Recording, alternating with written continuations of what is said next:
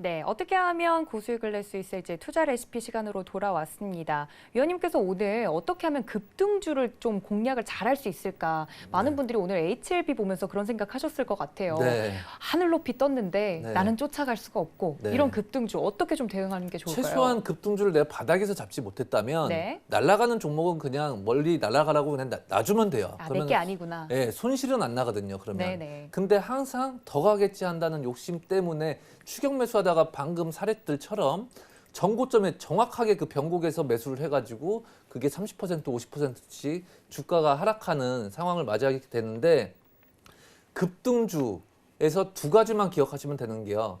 급등주, 우리가 옛말에 고기도 먹어본 사람이 잘 먹는다는 얘기가 있어요. 그러면 급등주라는 거는 과거에 급등했던 종목들이 또 급등할 가능성이 높아요. 첫 번째 이걸 잘 기억하시고요. 두 번째는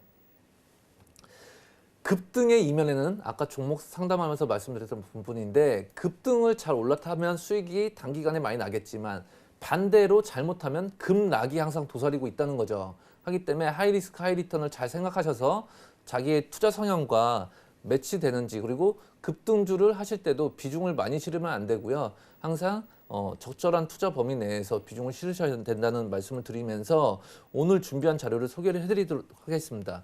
저희가 일주일 동안 규릭스쿨에서 최근에 오늘 이제 남영 비비안이 장중에 장 마감 후에는 이제 상한가 안착했는데요. 저희가 이 종목을 이제 어디서 매수를 했냐면요. 이 두 번째 연두 신호가 보이는 9월 27일에 매수를 했어요. 종가 매수를 했어요. 9월 27일에 종가 매수를 하면서 이게 이제 1%씩 조금씩 미끄러져 내려갈 때마다 10월 초부터 계속 어떤 말씀을 드렸냐면 남영 비비안의 이 종목은 10월 중순에 급등세가 분명히 나온다. 그 변곡 시점은 10월 중순이다라는 말씀을 드렸는데 정확히 지난 금요일 10월 18일에 상한가를 갖고 오늘까지 상한가를 가면서 규릭스쿨생분들은 뭐 40%에서 많게는 50%씩 수익을 챙기셨는데요. 이 종목을 그럼 어떻게 발굴을 할 수 있었을까 보신다면 방금 고기도 먹어본 사람이 잘 먹는다고 했어요. 급등도 해본 종목들이 급등이 또 나중에 또 잘 나온다는 거죠. 그러면 이게 7월부터 9캔들 만에 556%는 대시세가 폭발을 했어요. 그리고 8월 1일 최고점을 찍고 나서 기간 조정을 2달 이상 들어간 거죠. 8월 1일부터 9월 27일이면 거의 2달이 됐기 때문에 기간적으로 이제 이 두 번째 변곡 신호는 굉장히 신뢰도가 높다고 봤기 때문에 종가 매수를 했던 것이고 여기서 바로 가면 좋았겠지만 1%씩 조금씩 미끄러지는 흐름이 나왔어요. 흐름이 나올 때마다 이거는 절대 지금 손절하거나 비중 축소할 타이밍이 아니라 10월 중순을 기약해야 된다. 10월 중순. 그러면 우리가 급등주를 보실 때 기술적 분석을 공부를 하실 때 흔히 이제 Y축의 가격을 집중을 하면 이 Y축 가격 이론의 가장 대표적인 이론은 엘리어트 파동이에요. 1, 2, 3, 4, 5, A, B, C 조정파.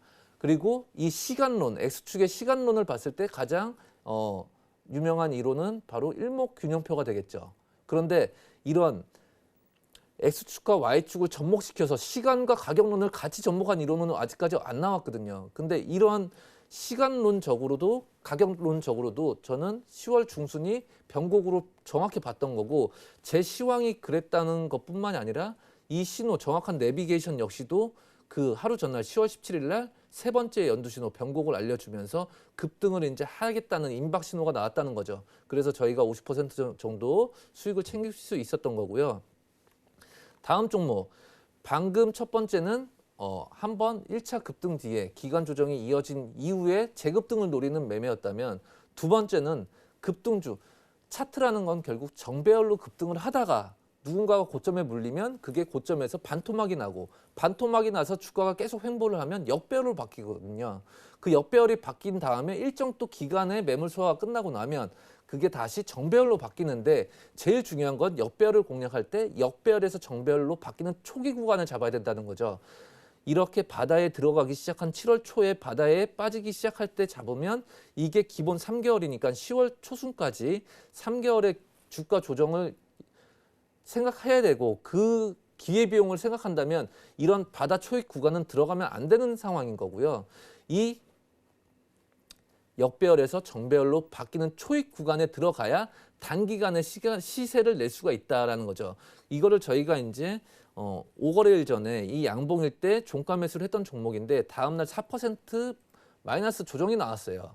이때 제가 저희 교육생분들에게 무슨 말씀을 드리냐면 작년 1월에 아이리버를 말씀드리면서 이거는 지금 손실이 날래야 날 수가 없는 지금 구간이다. 그러니까 이거는 한 1주만 기다리면 반드시 이거는 수익으로 전환될 거다. 그런 말씀을 드리면서 강력한 홀딩 사인을 드렸는데 불과 지난 금요일 날 시간의 상한가 가면서 오늘 전일 저점 대비 한 17% 급등이 나왔는데 저희는 시가 위에서 7,400원, 500원일 때 전량 다 익절을 해서 한 10% 정도 수익은 무난히 챙길 수 있었고요. 그래서 이 종목 같은 경우는 역배열을 공략한다는 거죠.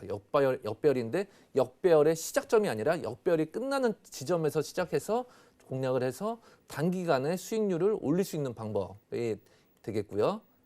다음 종목은 지난주 금요일 날 저희가 공략했던 피델릭스라는 종목이에요. 이 피델릭스는 그 목요일에 하루 전 거래일에 목요일에 이렇게 급등이 한번 나왔어요. 급등이 나오는데 급등이 나온 뒤에 분봉에서 수렴을 기다리는 거예요. 이 패턴은 1차 급등 뒤에 분봉상 수렴을 기다리는 건데 이날 금요일 날 오전에 저희가 최저점에서 매수를 했죠. 피델릭스를 최저점에 매수를 하고 그게 오후장 돼서 2시쯤 돼서 20%의 급등이 나왔어요. 그러면 이 기울기죠. X축과 Y축의 기울기를 봤을 때 기울기가 45도 이상으로 60도, 50도 이 정도 기울기가 되면 이런 게 바로 급등주가 되는 건데 이 급등주를 단기간 내에 이렇게 포착할 수 있다는 거죠. 그래서 피델릭스를 저희가 금요일 오전에 이렇게 공략을 해서 15% 정도의 수익은 낼 수 있었던 상황이고요. 그래서 이 좌측이 일봉 차트를 나타낸 거고 우측이 30분봉 차트를 나타내는데 이 일봉상에 캔들 2개만으로 어떻게 공략했는지 이해가 안 된다 하시는 분은 이 우측에 있는 30분봉 차트를 보시면 명확하게 이해가 되실 거예요. 뭐냐면 16일부터 17일까지 단기적인 1파 상승이 나왔고요.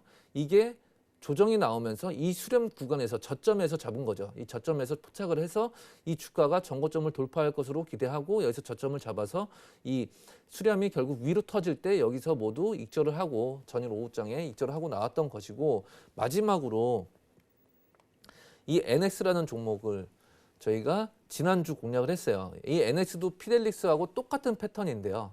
저희가 이 첫 번째 급등, 1차 급등이 나온 다음 날 시가 밑에서 1260원, 70원 부근에서 몰빵을 해도 된다, 이 종목은. 그런 말씀을 드렸어요. 비중을 실으시라. 그러면 지금 아까 종목 상담을 할 때 70% 비중을 들어가서 물려가지고 그렇게 전전긍긍 하시는 분이 계신가 반면에 저는 승부를 볼 타이밍이 오면 보이는 자리에서는 과감하게 한 번씩 승부를 띄워서 거기서 계좌를 한 번씩 확확 키워서 트레이더 차트를 우상향 시켜야 된다라고 보기 때문에 보이는 자리에서는 승부를 띄우시라라는 말씀을 드리거든요. 그러면 이게 괜히 몰빵을 하는 게 아니라 몰빵을 해도 되는 게 아니라 몰빵을 해도 되는 전제 조건이 있다는 거죠. 뭐냐면 내가 좋아하는 패턴이 있는데 거기서 승률이 보통 80% 이상은 나올 것인가. 그리고 내가 몰빵을 만약 2,000원에 몰빵을 했는데 빠졌을 때는 손실 범위를 내가 3% 정도는 감내할 수 있다. 반대로 위로 올라가면 10% 이상의 수익 구간이 보인다. 이게 바로 손익비 측면에서의 접근이라는 거죠.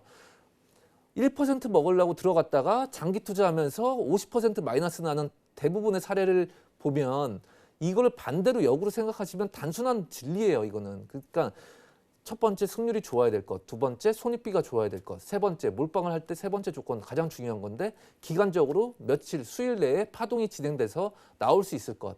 이게 계속 흘러내리면서 빠지면 희망 고문이 될 수 있거든요. 언제 오르겠지, 언제 오르겠지. 지수는 막 올라가도 대세 상승장이 와도 내 종목은 계속 하락하고 이러면 이제 기회비용, 박탈감들이 굉장히 몰려올 수 있거든요. 그렇기 때문에 이 몰빵을 하실 때는 반드시 이 세 가지 측면에서 엔드 조건이 성립이 될 때 몰빵을 하셔야 되는 거고요.